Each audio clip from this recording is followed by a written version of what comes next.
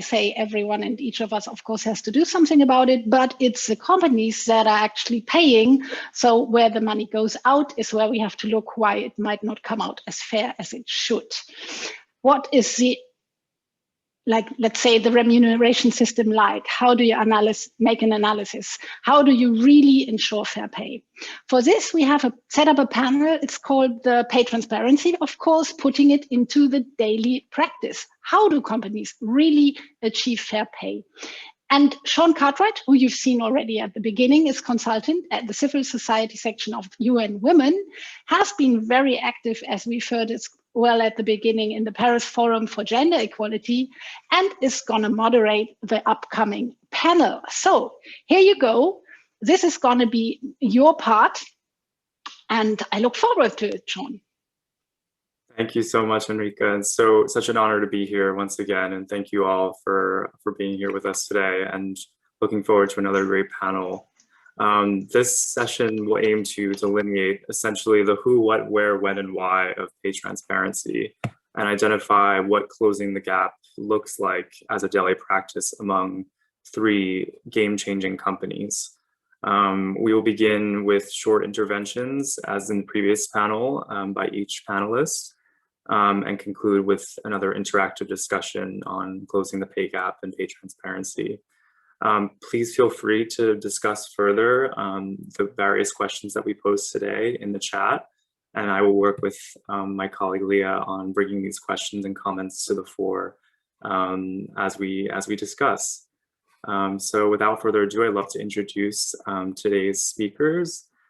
First we have, and please forgive pronunciations, but we have Dr. Margrét Vilborg Bjarnadóttir, who is the founder and chairperson of the board at PayAnalytics, which is an extremely innovative Iceland-based EPIC member and pay equity software platform used on six continents, actually, to help eradicate pay gaps. We also have Christine Theodorovics, who is the Chief Strategic Development Officer at AXA, which is a France-headquartered multinational insurance and financial services firm operating across the globe. And we also have with us Marcus Priest, who is the global head of rewards at Novartis International, which is a Switzerland-based multinational pharmaceutical company and also an EPIC member. So it's a pleasure to have you all here today. And like Emanuela posed earlier on, we would love if you can give feedback in the chat throughout the session, and we'll come back to it later, on effective measures for closing the pay gap and essentially ineffective measures as well. But first, I would love to start with a quick poll. And if Leah or someone could help me with that, when it comes to closing the gender pay gap, do you think companies should do more or less? Or are they doing enough as we speak?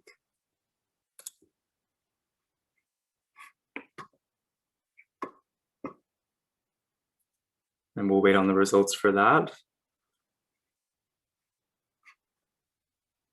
Okay, there's a promising response from the audience, so thank you all for that. I definitely think that we could agree that we could all be doing more, and it'll be great to hear from our companies today on what they're doing. So without further ado, I would love to pass the torch to Dr. Bjarnadóttir, who, like I mentioned, is the founder and chairperson of the board at PayAnalytics. So Dr. Margrét, you're working on a data-driven approach to closing the gender pay gap, and you work on both the corporate and legislative policy side across the globe.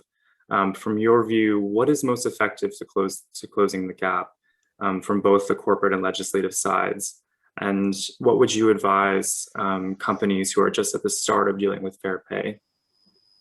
Thank you. Of course. And thank you for calling me Dr. Bjarnadóttir. You can just call me Margrét, if that's easier. So that was a lot of questions in one question. So so let me start somewhere. I think that the heart of your question was, what is the most effective way to close the gap? And maybe I can add to that, perhaps keep them closed. Because I think increasingly when we kind of view what's happening across organizations, the whole pay equity movement is moving away from being this once-a-year pay audit to being more incorporated and integrated into pay decisions throughout the year. So it's, you know, super. Companies have to start somewhere, absolutely. And, you know, I think part of your question was also, okay, how do they get started?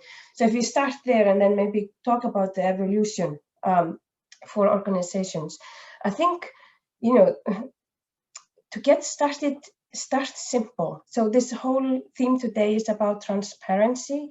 And I think when it comes to starting on your pay equity journey, transparency is kind of one of the key pillars.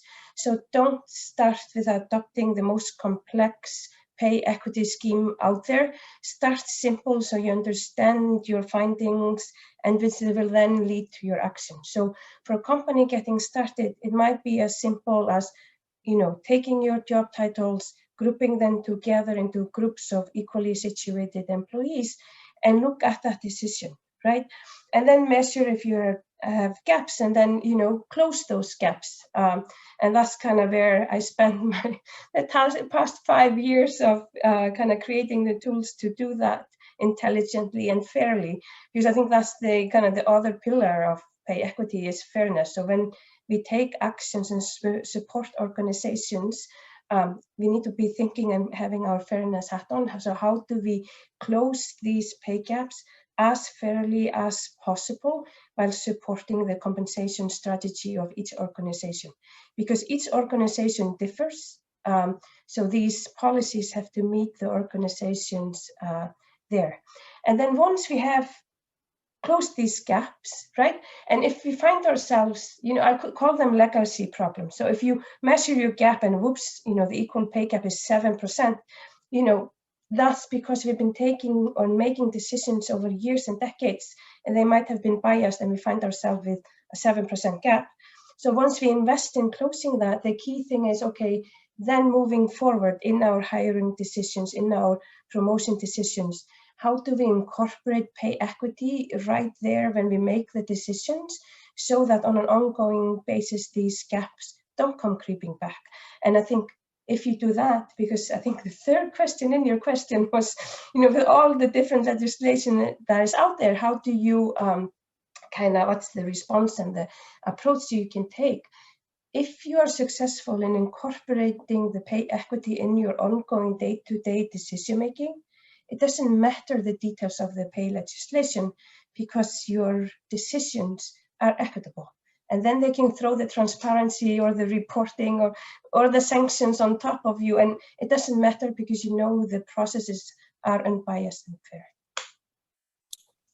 Yeah, that's really a critical reflection, Margrét. Thank you so much for that. I mean, and the idea of having to follow through, right? And it not being a one-time deal, but an ongoing process. The idea of not just checking a box, but it being a daily and ongoing issue to tackle, I think is part of pay transparency and part of pay equity. So thank you so much for that intervention. And now I would love to turn over to Christine Theodorovics, who is the Chief Strategic Development Officer at AXA. So Christine, AXA was one of the best performing companies in different European markets. Congratulations on that, first of all. And we would love to know what is the magic recipe for this achievement. And furthermore, how do you accommodate and value the various measures applicable to companies throughout Europe on equal pay? And yeah, over to you, Christine. So thank you very much, Jean. Well, I have to disappoint you. There is no magic recipe, but there are very many ingredients which can make it happen. And I'd like to outline some to you, and they're quite straightforward and I think also quite pragmatic. But the most important thing is that you have to do it at the end of the day. Whatever you decide, you need to execute upon your promises and upon your communication. So let me just give you a little bit of an insight. So the first thing which is really important, I think the most important thing is the commitment top-down of the top management. Otherwise, you know, you can talk and talk forever, but you need the commitment. And what is even better is not only the commitment, but a public outing, like a public promise, because then as a company, you can't go back anymore. If you have promised officially that you commit to an objective, which we did, then there is some seriousness behind it. There is some endorsement behind it. Every single CEO has to commit or will commit to that goal because the promise is out there. The investors are asking whether you fulfill or not. So the commitment is very important, official commitment even better. So that's what happened. We announced very officially at the Women's Conference in Paris in end of mid-2019, after having done studies for more or less half a year, that we will engage, that we will abolish the pay gap and establish pay equity. And I will come to these definitions afterwards by the end of 2023.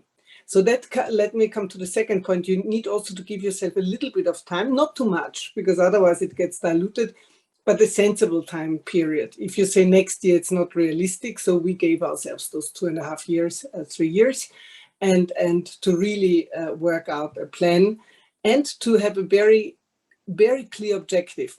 There's the so-called gender pay gap, which we already heard a lot of times, and then there's the pay equity. And the gender pay gap usually is much bigger because it compares just all the women with all the men, and then usually you have a very big gap because there are lots of women in professional families which are lower paid by definition or part-time and so on. The pay equity is engaging a little bit more work because you compare like for like the same families. And by definition, you need to define all those. But there, at the time, we had 2% difference, which was already quite good, but we committed to 0. So there's a very clear objective. The third thing, I think it's important to have good data. And I think Margrét was referring to that. Already by the announcement, you force the organizations to obtain the data, because before you might not even have had it. You might not even have engaged in defining those families. And it's also important to leave that a little bit up to the entities. You asked me how you do that with the different countries.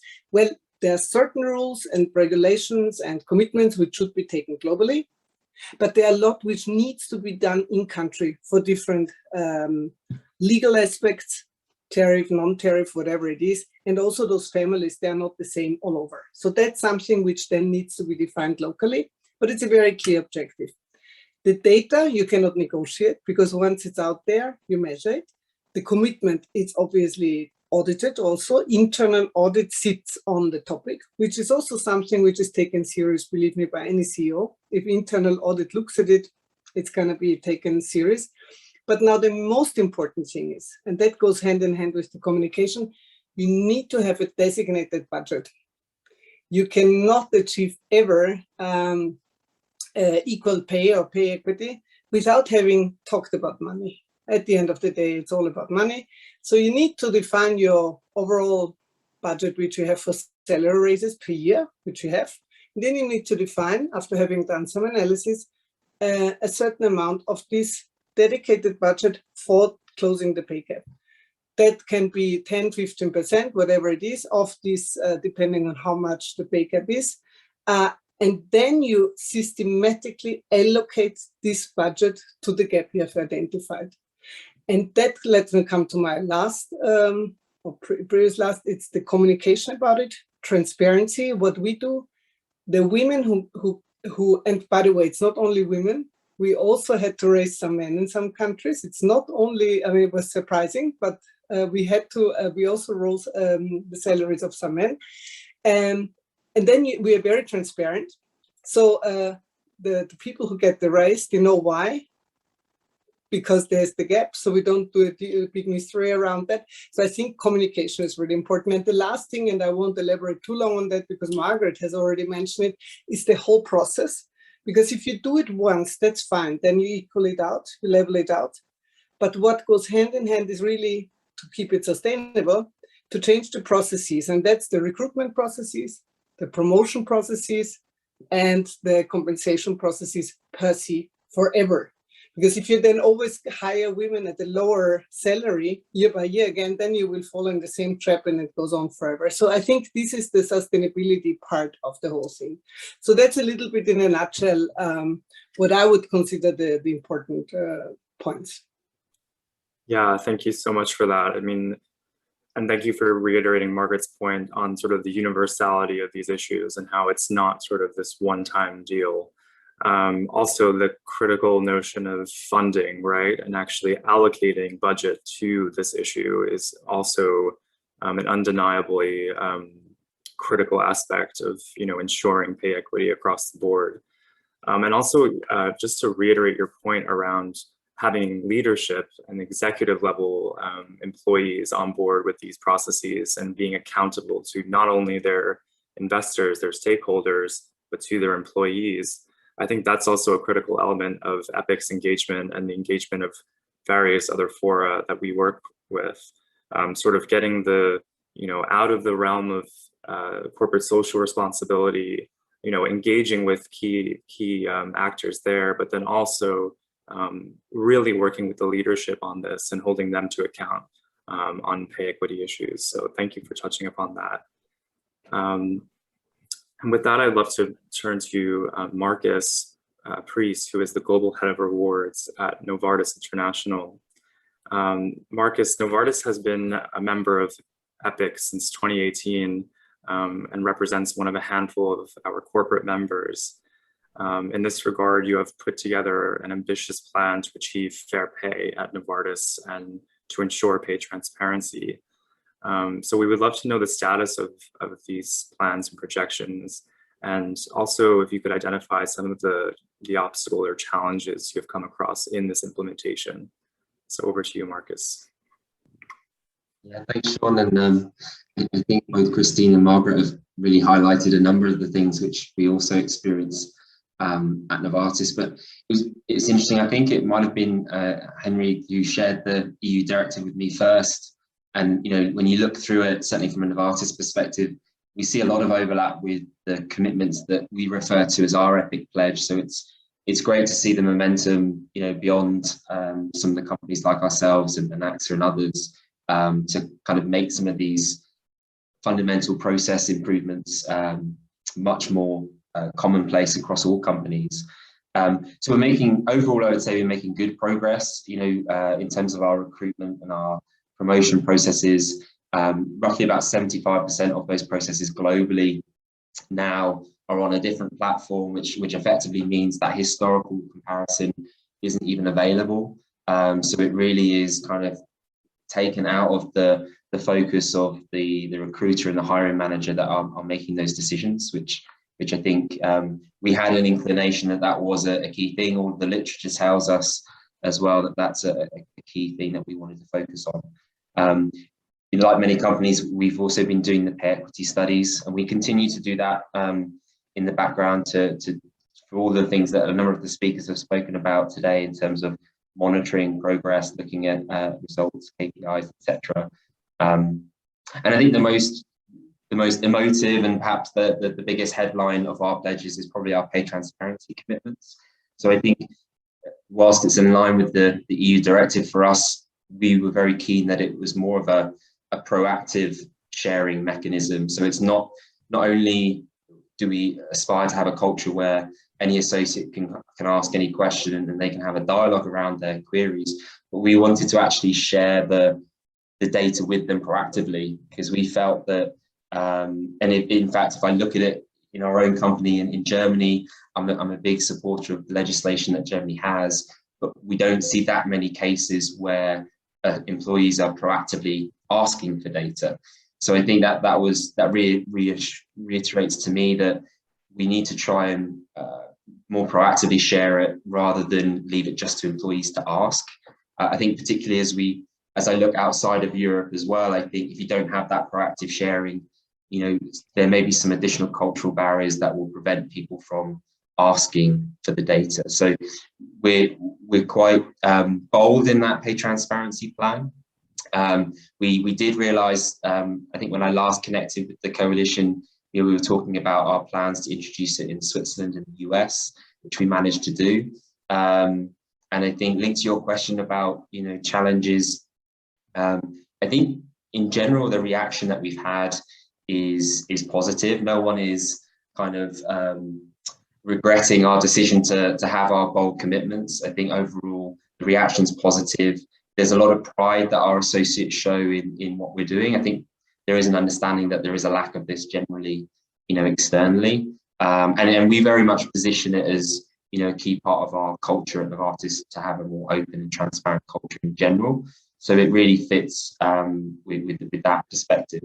I think once you open the door, once you create transparency, inevitably it creates more questions. And when it comes to kind of what data you share, to some extent, it doesn't really matter what data you share, because there's always another data point that someone else wants, or there's a question that someone has.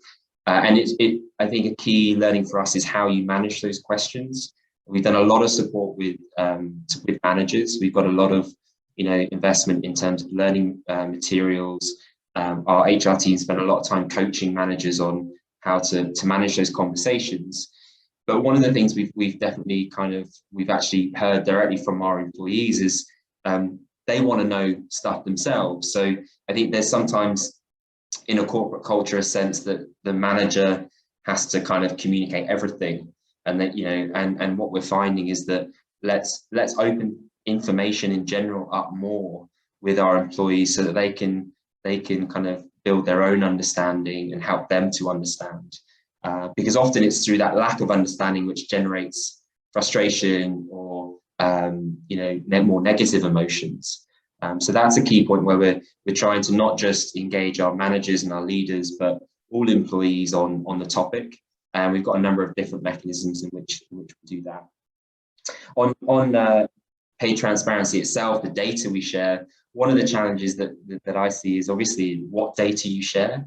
And I, having gone through this with Novartis for a few years now, I'm a bit of a believer that you'll never please everyone. There's always a different data point that you want to share. We communicate our pay transparency through our annual compensation statement.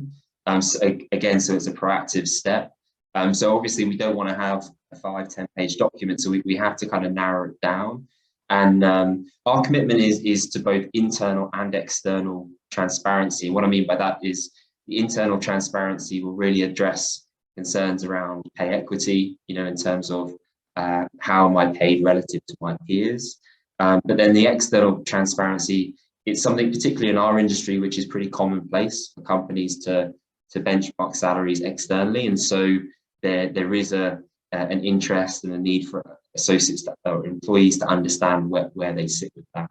And that creates some challenges as well, because internal pay transparency is about pay equity, external pay transparency is about pay competitiveness, and often you can be one and not the other. So, you know, fundamentally we are committed to being you know, to have pay equity. There may be occasions when relative to a particular benchmark we may not be as competitive as another competitor of ours. So it creates an additional dimension.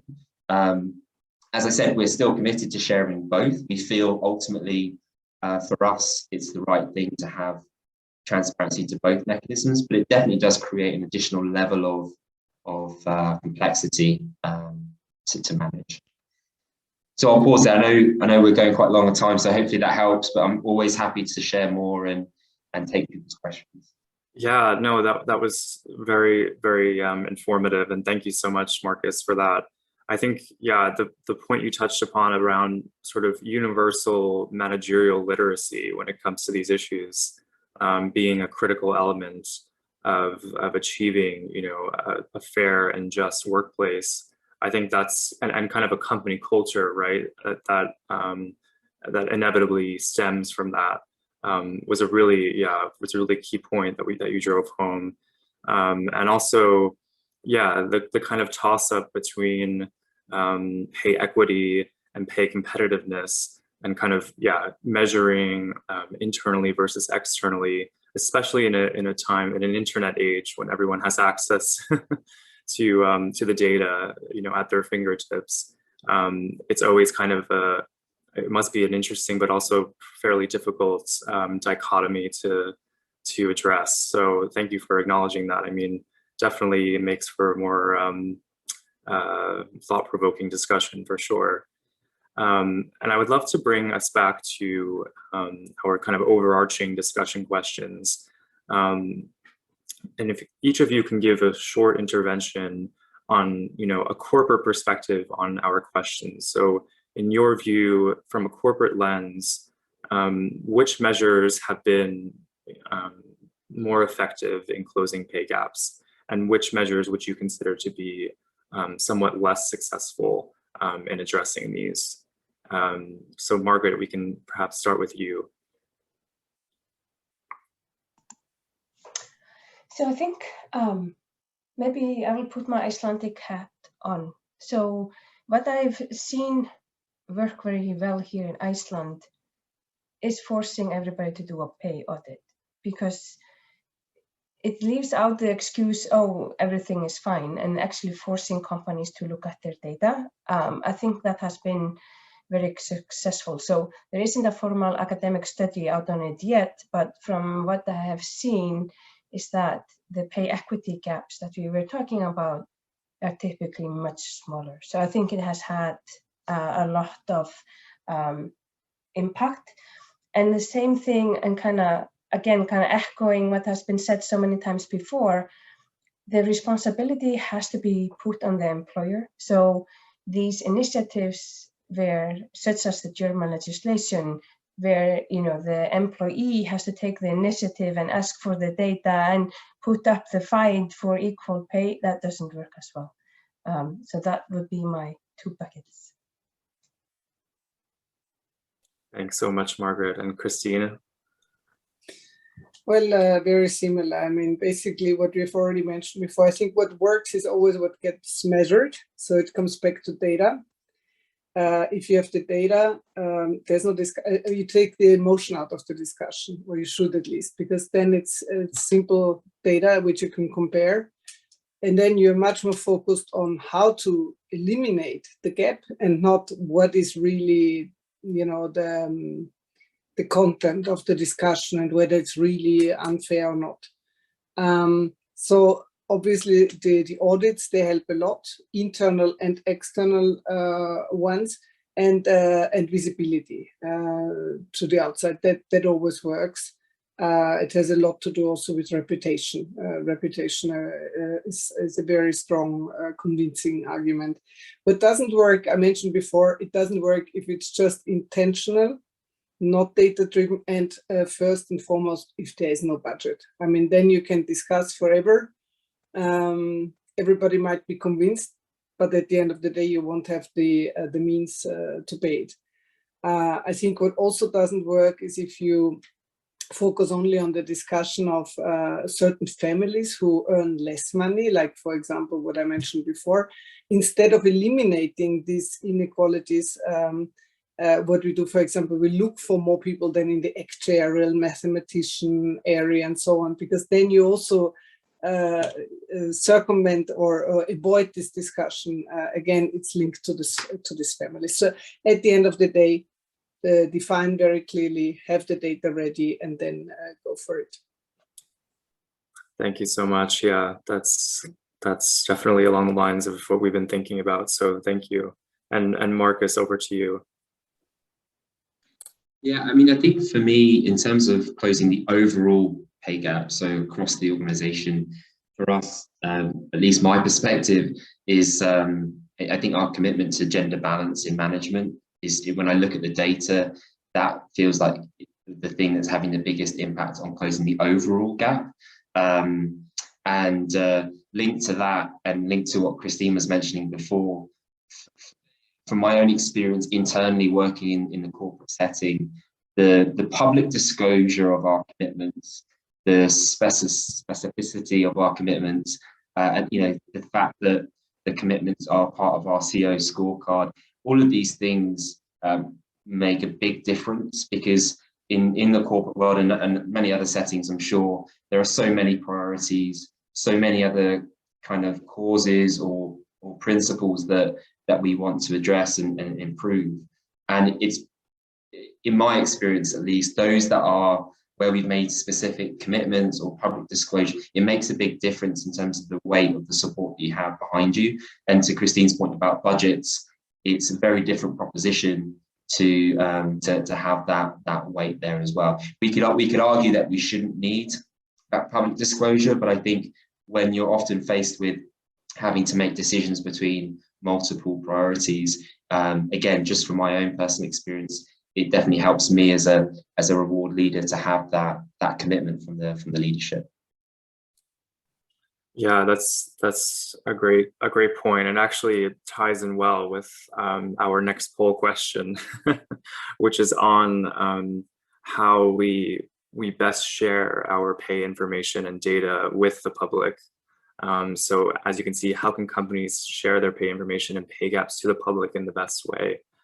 So we have be transparent on pay decisions, publish pay data, calculate and publish pay gaps, regularly inform staff on developments, conduct pay audits, all of the above, none or other.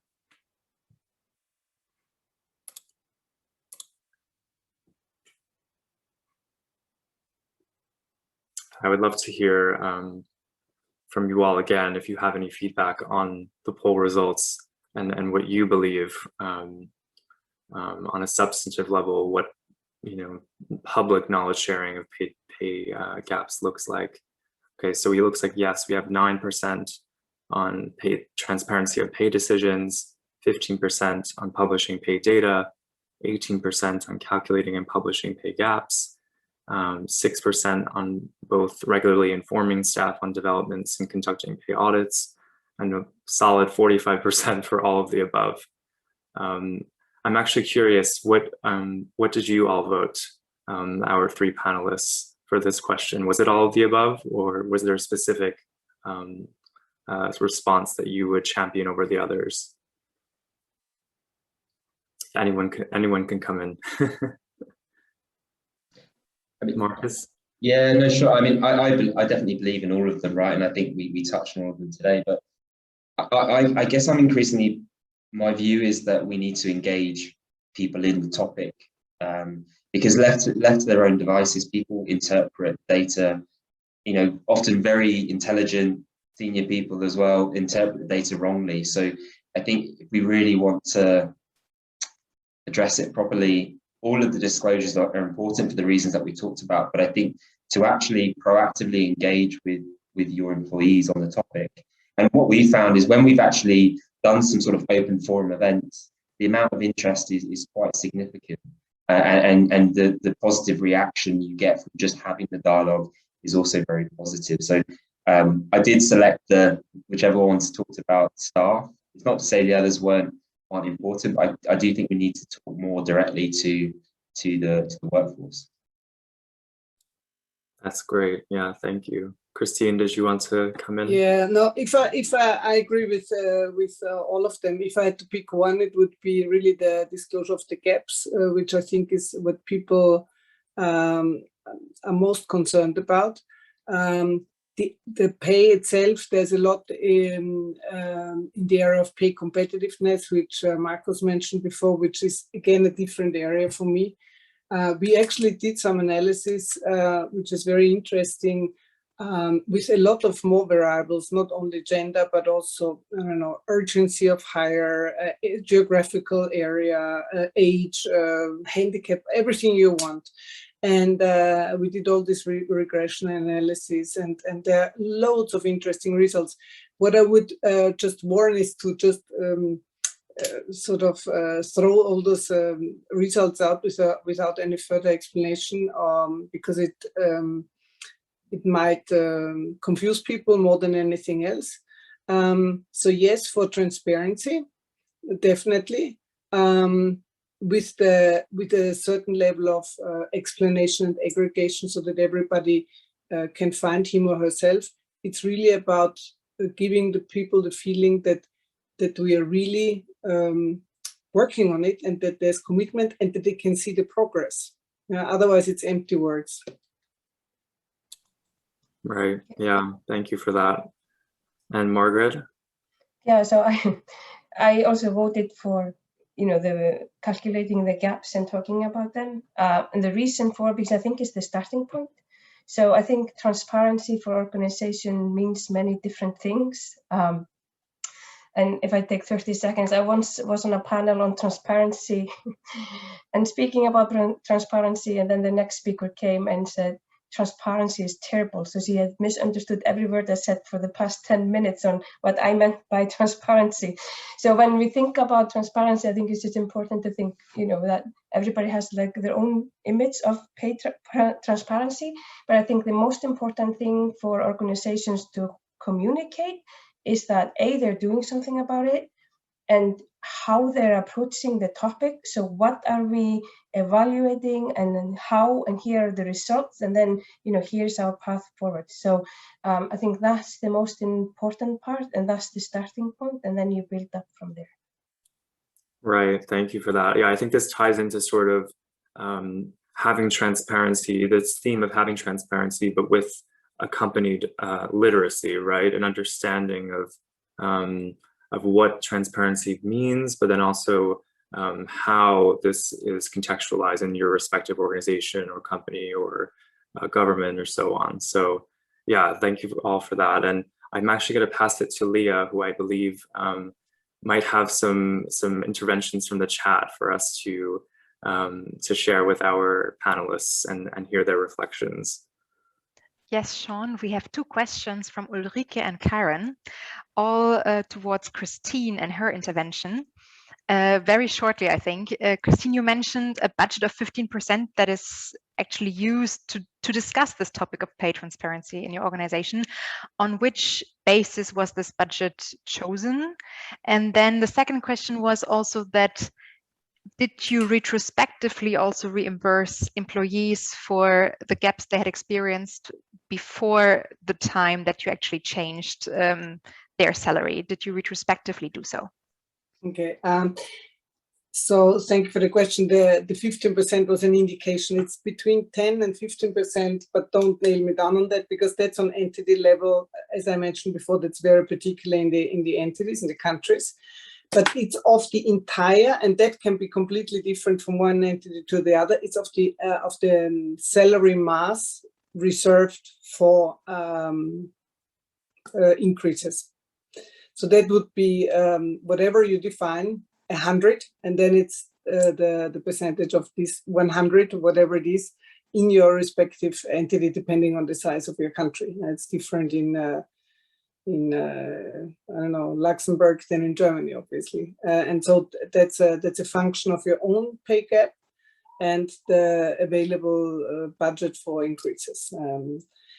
The second question, to be honest, again, this is an entity-specific way to deal with it.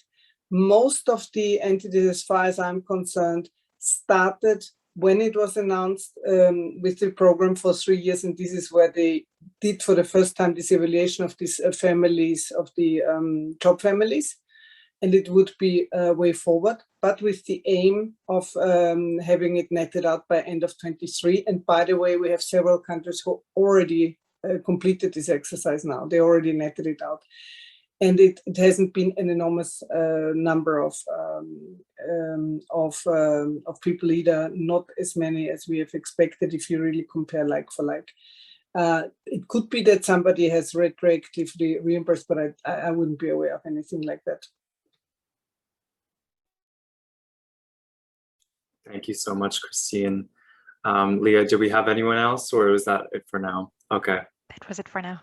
All right, well, I think we're running a little behind anyway, but this was such an amazing panel, and thank you all so much for providing your contributions on the corporate side of things and really tying it into the themes of the session. It was really fruitful. So thank you all, and I look forward to passing it back on to Henrika.